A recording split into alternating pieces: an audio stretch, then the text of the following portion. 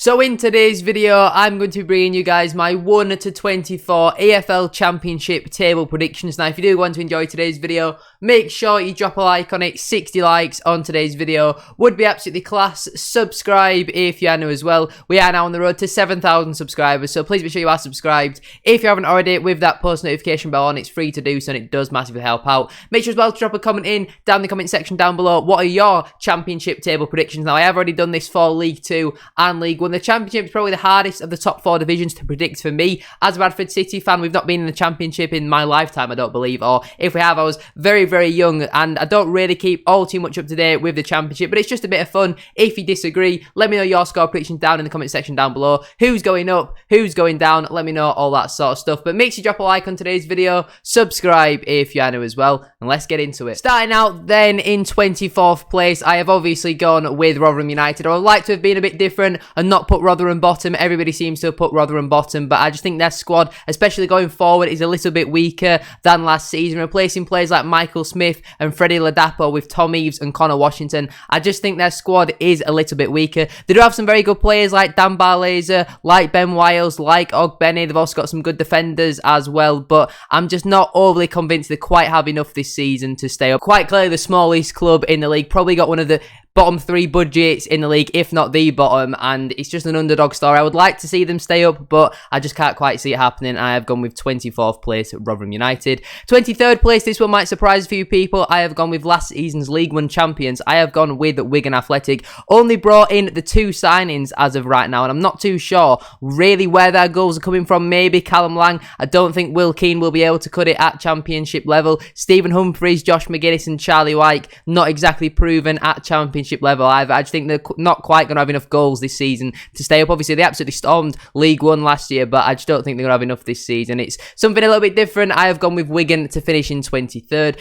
And the final team to get relegated, I have gone with Birmingham. Quite clearly, it is between 22nd and 21st who's going to get that final spot, in my opinion. I'm really liking the signing of Christian Bielik, but again, I'm just not seeing where their goals are going to come from. Scott Hogan's now 30. Sam Cosgrove isn't exactly proven at championship level. Troy Deeney's 34. Lucas Jutkovic is 33. I'm just not seeing enough goals from there. I do really like the signing of Bielik. I think he's one of the best holding midfielders in the championship, but I just simply don't think they've quite got enough this season to stay up. Obviously, they have been at the bottom end of the championship for the past 5 or 6 seasons now, and I think this might be the final season where it's just a little bit too much for Birmingham and they end up going down into League 1.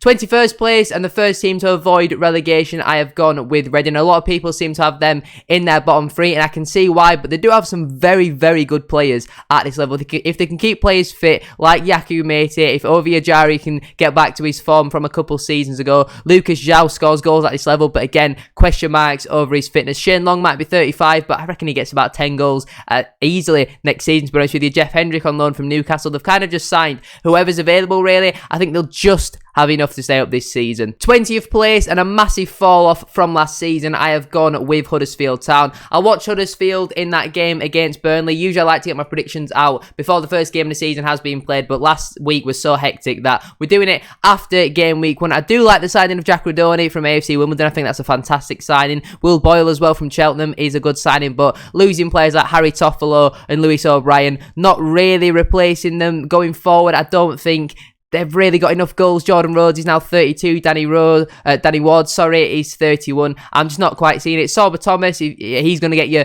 many assists in the upcoming campaign. Can Josh Koroma rekindle his form from a couple seasons ago? I'm not really too sure. I think it will be a massive drop-off from last season. Obviously, losing Carlos Corberan as well is a monumental loss for them, but I think it's going to be a massive drop-off this season. I don't think they'll quite go down. Seen a couple people predicting them to get relegated, but I think a 20th place finish for Huddersfield Town is obviously not ideal compared to what they had last season, but it's just my opinion.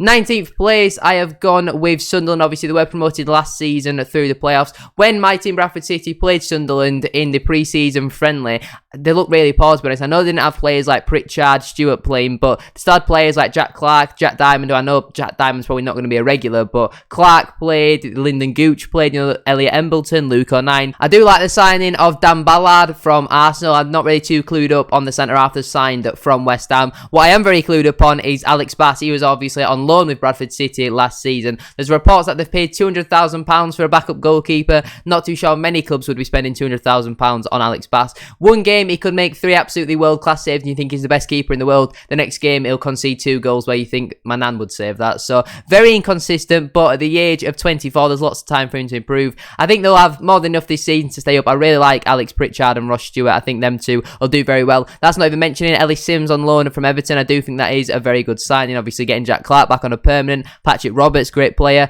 at this level. So I think Sunderland have more than enough this season to stay up.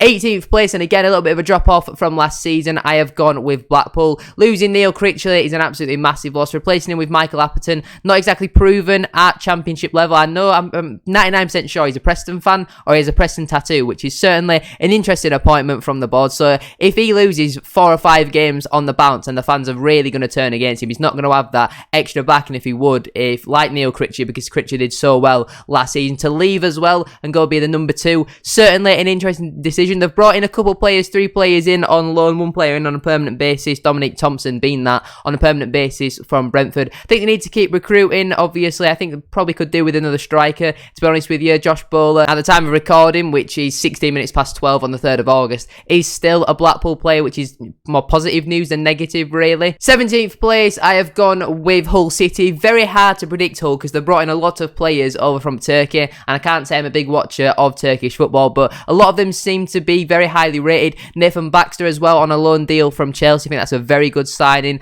at this level. Obviously, losing Keane Lewis Potter, though, that is an absolutely massive loss for them. When he was playing wing back or as a striker, he was fantastic for them last season. Scored goals for fun, and I'll be interested to see how these players come in from Turkey. Can they do it at championship level? Like I said, I just don't know enough about these new signings to really comment, so I think a 17th place for Hull. 16th place, I have gone with Stoke City. Didn't really know where to put Stoke, so I think they've made some okay signings. Josh Laurent from Reading, I think, is a fantastic signing. Will Smallbone as well on loan from Southampton. They've also brought in Dwight Gale from Newcastle on a permanent basis. I'm not too sure how he'll get on. Obviously, every time he's been in the Championship, he's scored goals for fun, but he's now 32. Is he going to be able to play week in, week out? I'm not really too sure. So I think Stoke City, will be finishing 16th this season.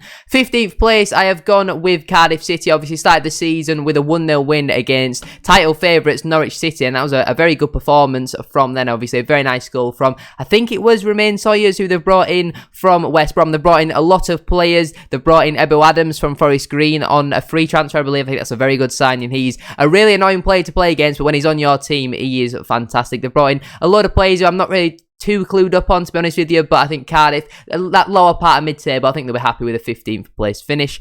14th place, I have gone with Preston North End. I really do like Ryan Lowe as a manager. I think Freddie Woodman on a permanent basis from Newcastle is a fantastic signing, more than replacing the keeper they had last season. I've completely forgotten his name. Daniel Everson from Leicester, that's the one. Also bringing in Alvaro Fernandez as well from Manchester United on loan. I think that is a very good signing. Troy Parrott as well. Robbie Brady, if he can keep fit, then I think he'll be a good player at this level. Emile Reese scores goals for fun as well. They've been linked with former player Callum Robinson as well. If they get him back, definitely could push into the top half. But for the time being, I'm going to go with a 14th place finish for Preston.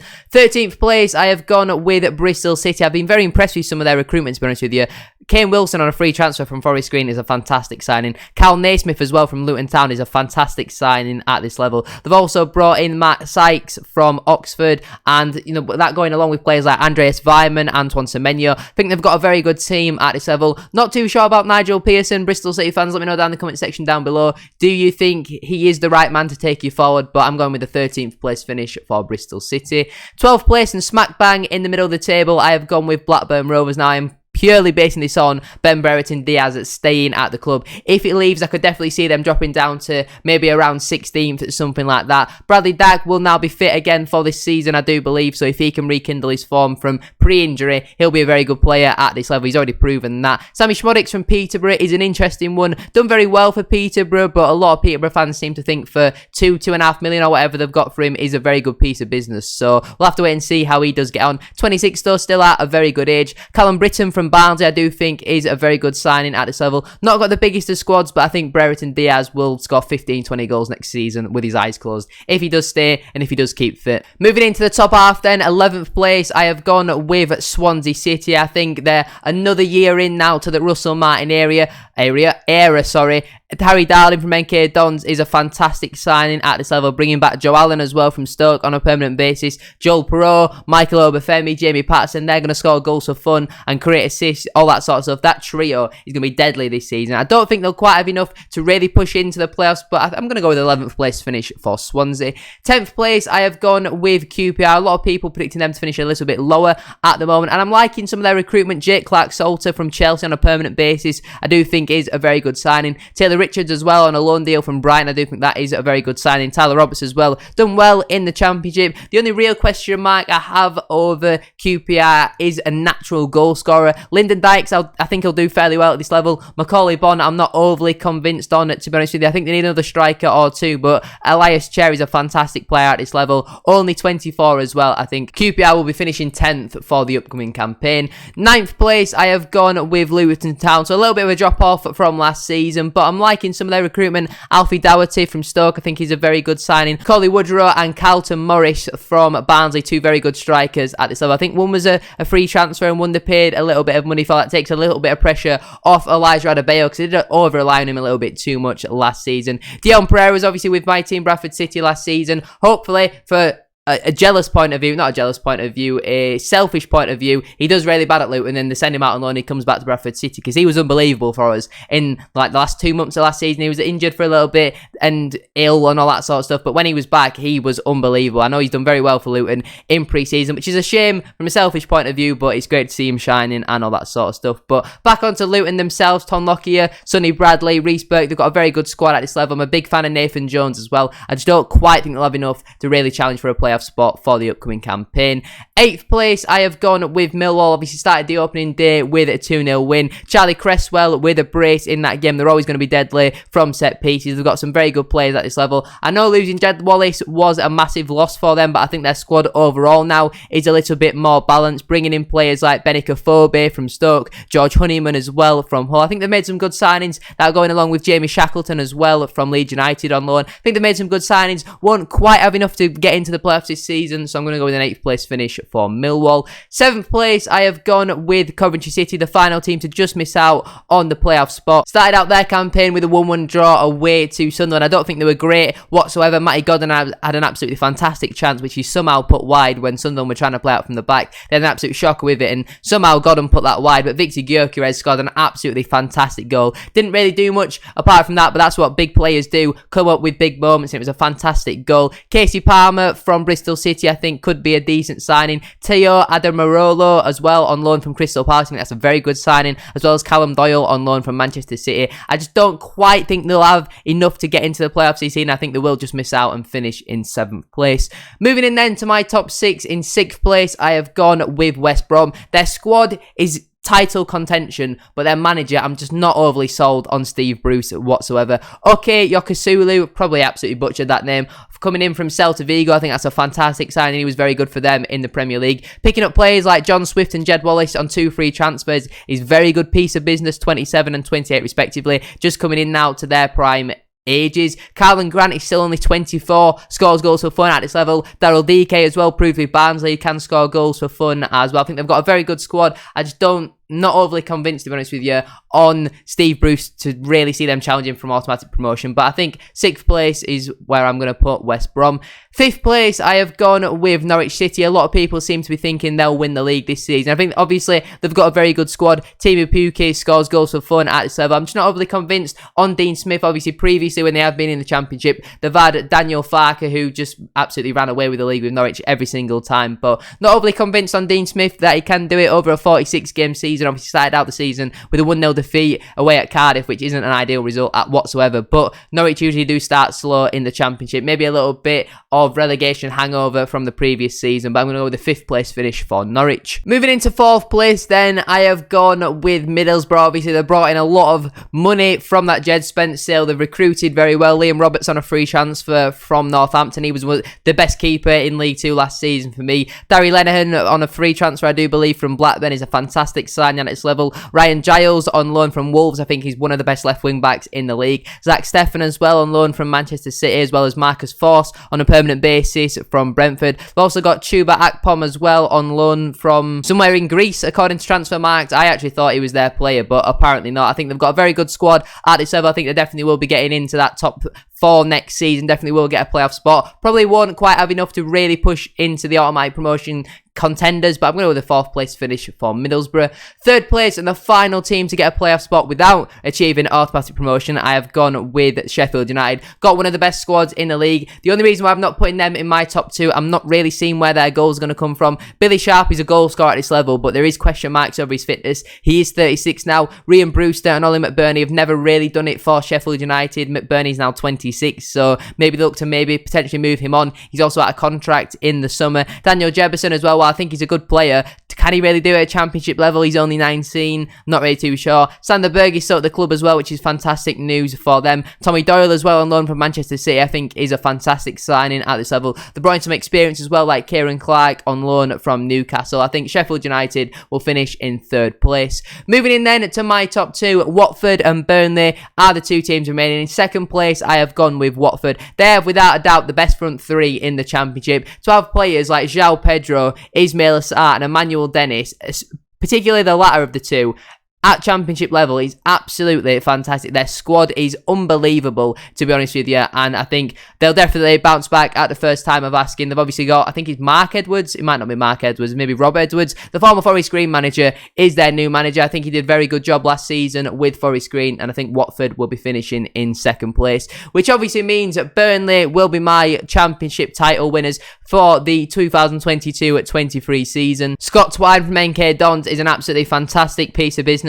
Josh Cullen as well has previously been with my team, Bradford City. He was unbelievable. I watched that game when they played against Huddersfield on Friday night. He absolutely ran the show. He was unbelievable in the centre of the park. Luke McNally from Oxford, CJ Egan Riley as well from Manchester City, Taylor Howard-Belly, Muric as well, a goalkeeper coming in, a couple of players from Manchester City, obviously with Vincent Kompany's links. Their style of play that they played against Huddersfield, if they implement that throughout the whole season, I definitely could think they could break records. They were unbelievable in that game against Huddersfield. I know Huddersfield weren't great, but they absolutely controlled the game from minute 1 to 90. Huddersfield didn't really stand a chance. Maxwell Cornet, as well, at the time of recording, is still a Burnley player. Will he stick around? Probably not, but if he does, fantastic player at this level. The only real question mark I have over Burnley's team is a natural striker who's going to score goals. Jay Rodriguez and Ashley Barnes, 33 and 32. Not overly convinced on them, but Scott Twine could potentially play as that number 9 if Vincent Kompany does think he can do a job at this level. Did a fantastic job with MK Dons last season. But there you have it. They are my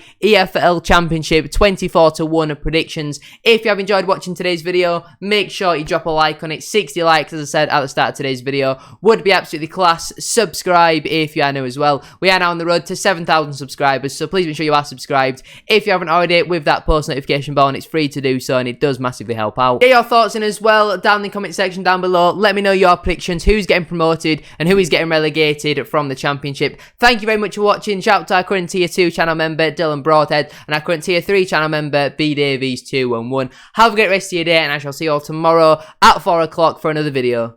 Peace.